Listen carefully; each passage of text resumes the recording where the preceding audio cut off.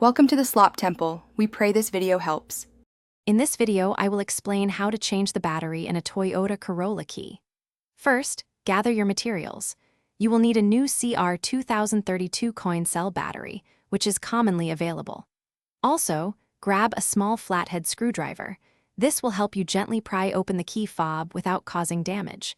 Make sure you have a clean, well-lit area to work in to avoid losing any small parts. Now, let's open the key fob. Look for a small indentation or slot along the edge of your key fob, usually near the key ring attachment.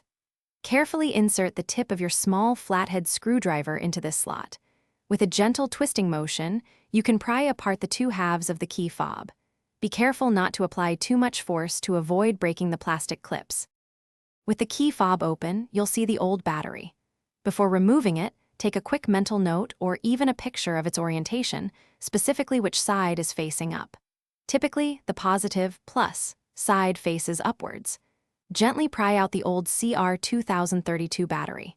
Now, insert your new CR2032 battery, ensuring the positive side is facing the same direction as the old one. Finally, it's time to reassemble your key fob. Carefully align the two halves of the casing and press them firmly together until you hear a click, indicating they are securely fastened. Once reassembled, test all the functions of your key fob, such as locking and unlocking your car doors, to ensure everything is working correctly.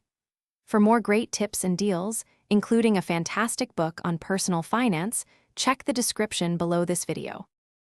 Thanks for watching. Consider subscribing if we helped you.